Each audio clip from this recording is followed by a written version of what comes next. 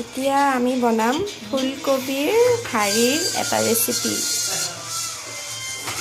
প্ৰথমে ফুলকবিৰ ঠাৰিখিনি কাটি ল'লে তাতে এটা আলু দিব, তাৰপিছত বিলাহী লাগিব, পিঁয়াজ লাগিব, তাৰপিছত কেৰাহীত এতিয়া তেল দিলে তেলত পাঁচফোৰণ দিছে। পাঁচফোৰণখিনি হ'লে এতিয়া পিঁয়াজটো দিব। তাতে পিঁয়াজখিনি দিলে পিঁয়াজখিনি অলপ লৰাই লৈছে। এতিয়া আমি ফুলকবিৰ ঠাৰিখিনি দি দিম। ফুলকবি আৰু আলুখিনি একেলগে দিছোঁ।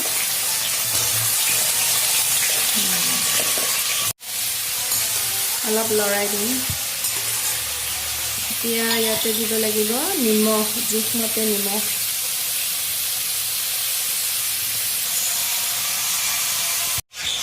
এতিয়া আমি হালধি দিছোঁ জোখমতে। হালধি দি এতিয়া লৰাই দিব, তাৰপিছত ঢাকনি মাৰি দিব। তাৰপিছত ঢাকনি মাৰি অলপ সময় সিজিব দিব লাগিব। আৰু সৰিয়হ, আদা নহৰু আৰু সৰিয়হ পেষ্ট বনাই পেলাই ইয়াতে দি দিছে। অলপ লৰাই দিব।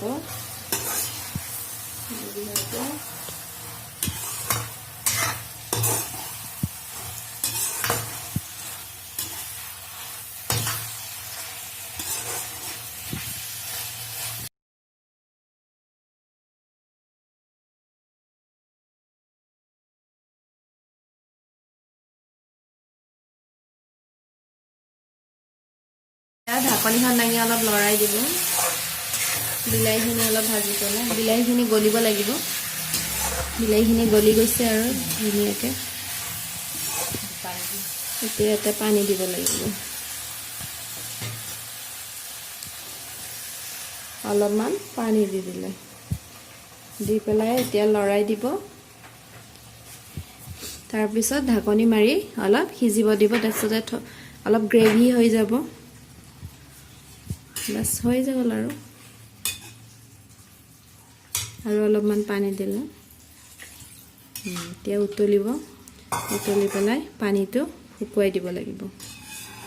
পানীটো মানে থ'বই নালাগিব আৰু পূৰা শুকুৱাই দিব। তাৰপিছতে আমাৰ ফুলকবিৰ ঠাৰি ৰেডি। আপোনালোকে খাই চাব এবাৰ, বহুত টেষ্টি হয়। এইখিনি চাওক ফ্ৰেণ্ডছ, এইখিনি অলমষ্ট হৈ গৈছে। ইয়াতে জলকীয়াও দিছোঁ 4টা, সেইটো মই দেখাব নোৱাৰিলোঁ, চৰি।